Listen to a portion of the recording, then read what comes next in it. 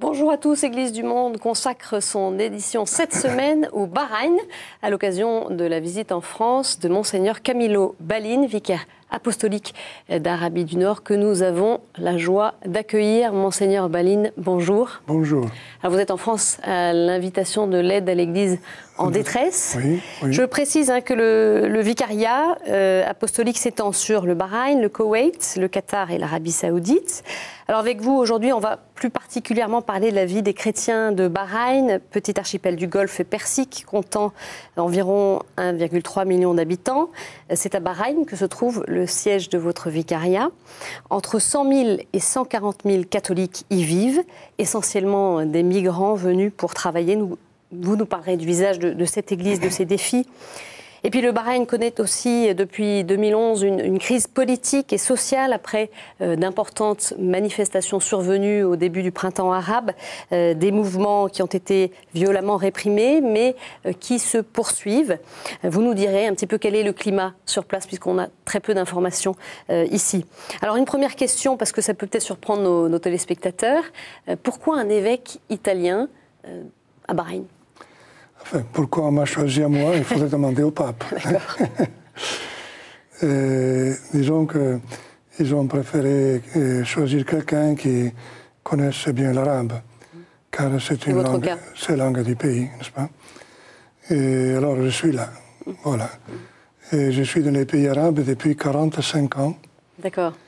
Et j'ai fait 24 ans en Égypte, 10 ans au Soudan. Et depuis 2005, je suis dans le Golfe.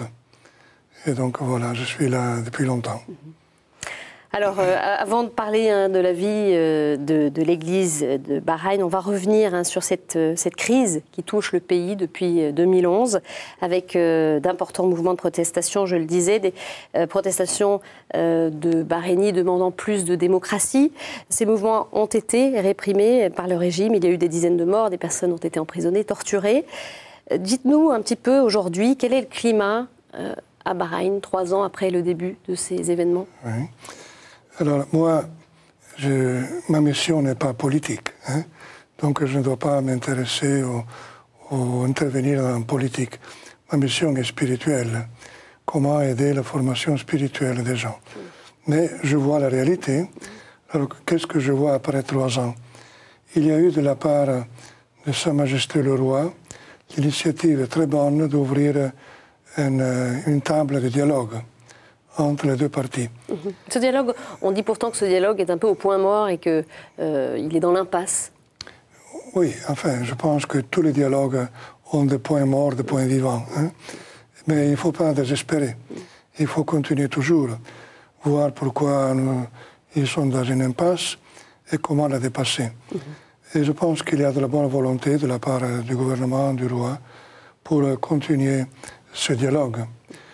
Je voudrais préciser qu'il ne s'agit pas d'un problème entre chrétiens et musulmans, mais d'un problème à l'intérieur des musulmans eux-mêmes, entre les sunnites et les chiites. Voilà. Pour précision, les sunnites, donc c'est environ 30% de la population, c'est également la confession du roi.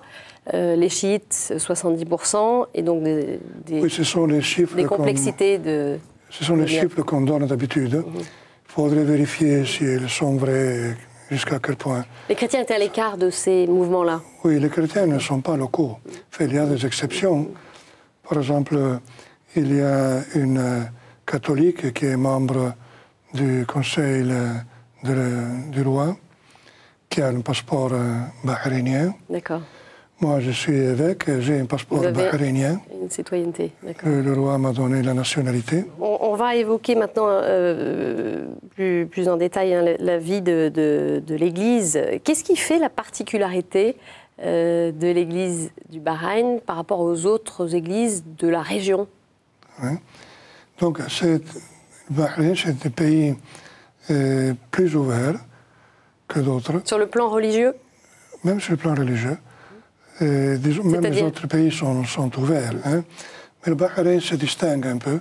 Par exemple, il y a une juive qui est membre du conseil du roi. Il y a une catholique, comme je disais tout à l'heure, qui est membre du conseil du roi. Chose impensable dans les autres pays. Mais ça, c'est la tradition de Bahreïn. Par exemple, nous avons eu la première église catholique au Bahreïn. Première église catholique dans le nord d'Arabie. Voilà, c'était à Bahreïn qu'elle a été implantée. Bâtie en 1939. À ce moment-là, l'église, c'est une église qui contient 100 personnes. Et l'évêque a été critiqué parce qu'elle était trop grande. Aujourd'hui, nous avons entre 100 et 140 000. Donc ça se comprend qu'il y avait la nécessité d'une autre église. Alors ces chrétiens, je le disais, sont essentiellement des migrants. D'où viennent-ils et quel est leur statut? Oui, ce sont des fidèles catholiques qui viennent de l'Inde, des Philippines, du Bangladesh, du Sri Lanka, du Pakistan, des pays arabes. Il y a aussi quelques petits nombres d'Europe, mais il y a une grande différence entre ceux qui viennent d'Europe et les autres. Donc nos fidèles sont en général des ouvriers qui sont venus là pour améliorer leur situation familiale, avoir un salaire meilleur. Alors moi, je leur dis toujours qu'eux, ils sont venus pour cette question familiale, mais il faut voir que derrière cette question, il y a un plan de Dieu qui a voulu apporter dans cette région, dans le cœur de l'islam, un grand nombre de chrétiens. Notre but n'est pas de convertir. Notre but est de faire du bien à tout le monde.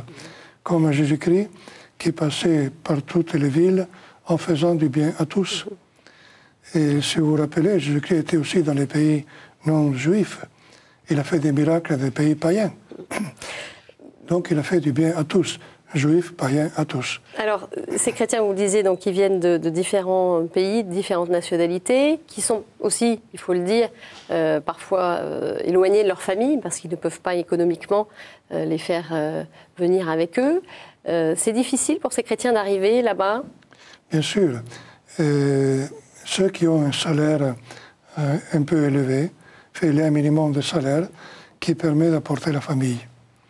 Ceux qui sont au-dessus de ce niveau ne peuvent pas apporter la famille. Alors, et ce sont des gens qui sont seuls, qui ont besoin d'une compagnie. Ils ont laissé dans leur pays d'origine leur famille, leurs amis, leurs parents, cousins, tout ça. Et donc, ce sont des gens qui cherchent dans le Seigneur une consolation. Nous avons un pourcentage de fidèles qui viennent à l'Église de 30-35%, chose que je pense est un peu rare en Europe. Donc il y a une vitalité forte. Donc c'est une Église très vivante. Voilà. Et aussi une Église jeune, parce que lorsqu'ils arrivent à 60 ans, ils doivent quitter le pays.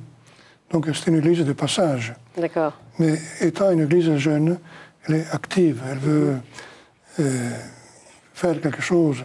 Et les gens veulent se rencontrer, discuter, prier, faire quelque chose. Et ici, par exemple, en Europe, parfois, il faut pousser les gens à faire quelque chose. Pour nous, c'est le contraire. Il faut freiner. Il faut freiner un peu. Les initiatives. Nous n'avons pas de place, pas de temps. Le temps est tout à fait rempli. Le vendredi, qui est un jour de congé, un jour férié dans ces pays, c'est une journée dans laquelle il n'y a pas une minute libre. À partir de 7 h du matin jusqu'à 10 h, 10 h30 du soir, toutes les minutes sont prises. Tous les coins de l'enceinte de l'église, tous les coins sont pris. Est-ce que vous pensez, Monseigneur, que ces chrétiens peuvent s'enraciner de façon plus permanente là-bas? Je ne pense pas. Pour quelle raison? Le Bahreïn est l'unique pays qui donne la nationalité. Alors, où quelqu'un arrive à avoir la nationalité... C'est compliqué, ça? Il faut deux conditions. Il faut prouver qu'on connaît bien l'arabe et rester au Bahreïn pour 25 ans. Moi, j'étais là depuis moins qu'1 an. Donc, on a fait une exception extraordinaire pour moi, le roi a voulu donner cette faveur à l'Église catholique. Le roi a une grande amitié, une grande appréciation pour l'Église catholique. Il a été voir le pape Benoît, il a été très très content. Et le pape Benoît m'a dit, le roi de Bahreïn est venu me voir. C'était une rencontre très fraternelle et très chaleureuse. C'était très bien. Et donc, cette relation particulière du roi et du gouvernement avec l'Église catholique a facilité soit la donation du terrain pour la cathédrale. Voilà, parce qu'effectivement, vous avez eu un terrain qui a été donné par le gouvernement pour pouvoir faire construire une cathédrale. Oui, pour bâtir la cathédrale. Racontez-nous un petit peu alors. Oui, alors le roi a été tellement gentil qu'il nous a donné un terrain pour y bâtir la cathédrale. C'est comme ça que ça marche en fait. Pour les constructions d'églises, il faut une autorisation du gouvernement. Oui, bien sûr. Voilà. C'est compliqué parce que c'est un projet que vous avez porté pendant plusieurs années. Ça prend du temps. Voilà. Ça prend du temps. Mais dans le cas du Bahreïn, ça a pris très peu de temps. Combien de temps? Ça a pris 2 ans. Mais le roi m'a dit, lorsqu'il m'a donné le document, il m'a dit que le retard était dû à des raisons administratives. Après, j'avais su par d'autres que le retard était dû au fait qu'ils ont voulu voir si au-dessus de notre terrain il y avait du pétrole ou pas. D'accord. Alors c'était ça, comme le roi a dit, des raisons administratives. Oui. Alors ce sera une cathédrale qui est dans le cœur de l'islam, car la péninsule arabique est le cœur de l'islam. Donc ce n'est pas seulement une cathédrale pour les catholiques, mais c'est un symbole pour Bahreïn comme ouverture à tout le monde, un symbole pour les autres pays, un symbole aussi pour les musulmans. Voilà, parce que la cathédrale sera dédiée à Notre-Dame d'Arabie. Donc ce n'est pas Notre-Dame d'Italie ou de Lourdes ou de Fatima, c'est un titre étranger. C'est un titre local, Notre-Dame d'Arabie. Et alors je pense que ce sera un symbole aussi pour les musulmans, car les musulmans aussi dans leur Coran respectent beaucoup la Sainte Vierge et Jésus-Christ. Pourquoi est-ce que vous souhaitiez cette cathédrale, ce projet-là, vous tenez à cœur? Pour quelle raison? Parce que nous avons besoin d'une autre église au Bahreïn. Avec tous ces milliers de fidèles, nous avons besoin d'un autre endroit. Vous n'avez pas suffisamment d'édifices aujourd'hui pour accueillir tous ces chrétiens. Comment ça se passe pour le culte, justement? Où est-ce qu'ils vont, les chrétiens? Il y a beaucoup d'églises, il y en a peu? Non, il y a donc, au Bahreïn, il y a une église catholique à Manama, dans la capitale. Oui, c'est cette église bâtie en 1939. Ensuite, il y a la cathédrale anglicane, toujours à Manama. Et toujours à Manama, il y a l'église de l'American Mission, la mission américaine, où vont prier toutes les communautés protestantes. Alors évidemment, vous ne pouvez pas accueillir 140 000 fidèles dans ces lieux-là. Et puisque la cathédrale sera dédiée à Notre-Dame d'Arabie, ça a plu beaucoup à plusieurs musulmans qui ont su faire le titre de la cathédrale. Ça a plu aussi à tous nos chrétiens, à tous nos fidèles. Et nos fidèles sont très généreux. Mais ils sont des pauvres ouvriers. Et donc, ils ne peuvent pas réaliser un projet pareil. Donc, ils ont besoin d'aide de l'extérieur. Quoique eux soient très généreux.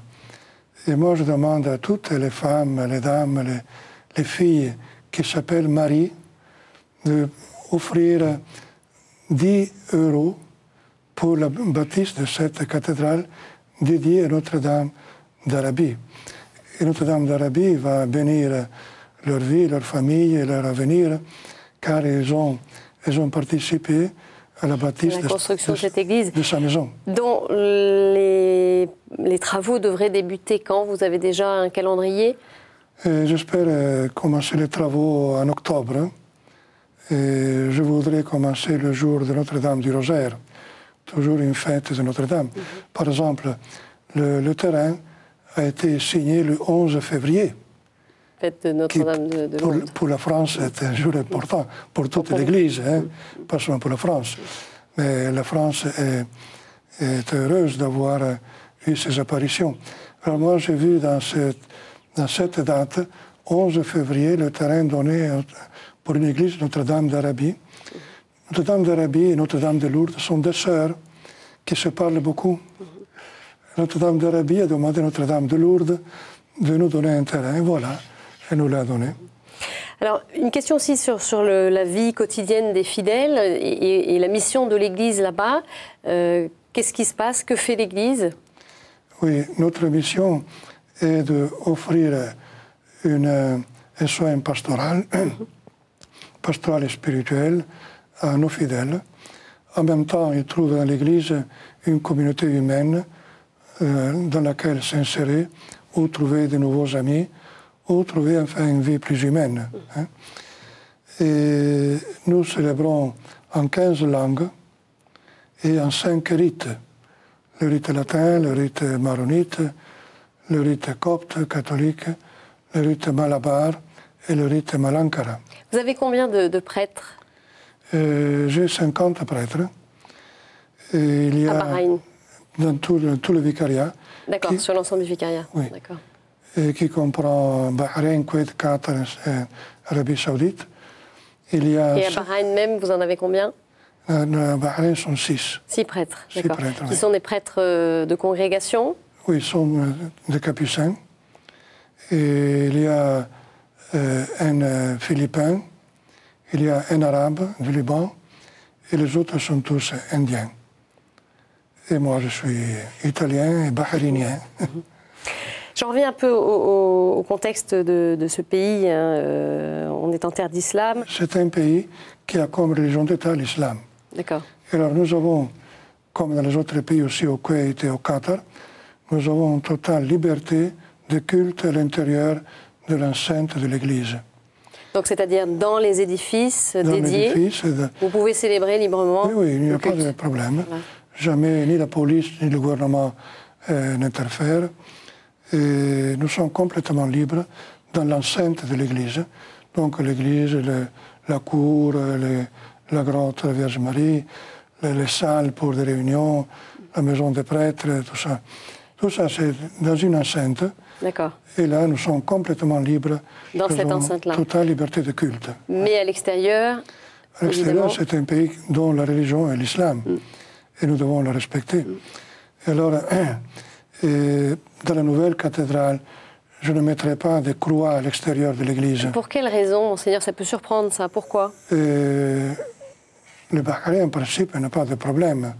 Mais je ne voudrais pas être l'objet de certains fondamentalistes plus radicaux. Hein? Certains qui sont un peu, parfois, déséquilibrés dans leur réaction. Il y a une radicalisation, est-ce que vous observez ça, vous, ces dernières années ou pas? Il n'y a aucune loi qui dise que c'est interdit de mettre une croix. Bien sûr, mais est-ce que il y a un contexte qui évolue au niveau de l'islam? Est-ce que l'islam évolue dans ce pays-là? Il faut du temps. Je pense qu'il y a un peu partout un désir d'évoluer, comme dans tous les pays du monde. Hein. Mais est-ce qu'il se radicalise aussi? Il y a des tendances? Mais il y a aussi des tendances assez radicales. Enfin, si vous voyez ce qui est arrivé en Égypte ou dans d'autres pays, n'est-ce pas? Vous avez aussi l'influence des frères musulmans à Bahreïn? Disons, enfin, il y a des tendances, car ils veulent s'éteindre un peu partout. Donc dans tous les pays, il y a des influences des frères musulmans. D'autres pays du Golfe ont expulsé des frères musulmans qui viennent d'autres pays, ils les ont renvoyés. Et donc, il y a toujours ce danger qu'il y ait des radicaux qui viennent pour mettre du désordre. Et là, c'est le travail de la police et du gouvernement de mettre de l'ordre. Ce n'est pas le travail de l'Église. Donc, je dis, je ne veux pas être l'objet de radicaux qui, parce qu'ils voient une croix à l'extérieur, ils font du grébuge. Donc les chrétiens doivent être quand même assez discrets, en fait. Oui, assez discrets. Oui. Et moi, je voudrais inviter, enfin, j'invite toujours les chrétiens à ne pas donner une importance extraordinaire à un signe extérieur. Quel type de signe? Porter une croix, par exemple? Par exemple, une croix à l'extérieur. Ouais. Moi, je vais au Bahreïn, Koweït, au Qatar. je vais toujours avec la soutane, avec ma croix pectorale, toujours et partout. Vous êtes identifié en tant que religieux. Ça, c'est mon habit, en tant qu'évêque, et je suis toujours respecté. Mais si nous mettons une croix à l'église fixe, solennelle, illuminée, ça attire beaucoup plus l'attention des radicaux, n'est-ce pas, des fondamentalistes. Moi, je dis aux chrétiens, nous devons non pas exiger ces choses qui ne sont pas essentielles dans la vie chrétienne. Ce qui est essentiel, c'est que nous arrivions à porter dans notre vie la croix que nous avons, notre croix personnelle. Chacun de nous a une croix personnelle à porter. Donc il arrive à reconnaître sa croix, quelle est ma croix personnelle, comment je la porte, est-ce que je la porte avec Dieu, ou bien est-ce que je me révolte contre Dieu. C'est cette croix qu'il faut porter dans notre cœur, non pas tellement une croix à l'extérieur. Une dernière question, Monseigneur, parce qu'on arrive au terme de cette émission. Quel est, selon vous, le défi ou les défis pour l'avenir de cette Église en terre d'Orient? Je pense que c'est l'union de l'Église, même dans l'Église catholique. Je vous disais que nous célébrons en 15 langues et en 5 rites. Alors chaque groupe voudrait être isolé pour son compte avec son prêtre et former une petite Église catholique. Alors je voudrais avoir toujours une seule Église catholique, pas plusieurs églises catholiques l'une après de l'autre, auprès de l'autre. Donc il y a une communion entre les différentes confessions. La communion entre différents rites de l'Église catholique. Ce qui n'est pas le cas aujourd'hui. Enfin, il y a beaucoup de bonne volonté de la part de tous. Et on est en train de nous acheminer envers cette unité qui, évidemment, n'est pas entre aujourd'hui et demain. Ça demande du temps, demande de la patience. Mais nous avons tous de la bonne volonté et nous voulons tous travailler pour l'unité de l'Église catholique. Et j'ai une bonne relation avec tous mes prêtres, heureusement. Et cela aide beaucoup afin que nous formions petit à petit, toujours plus, une seule Église catholique dans cette région et dans chaque pays qui m'a été confiée par le pape. Merci beaucoup, Monseigneur Balin, d'être venu nous apporter votre témoignage sur l'Église du Bahreïn. Merci à l'Aide à l'Église en détresse qui nous a permis de réaliser cet entretien, un entretien que vous pouvez retrouver sur notre site ktotv.com. Très bonne semaine à tous. Au revoir.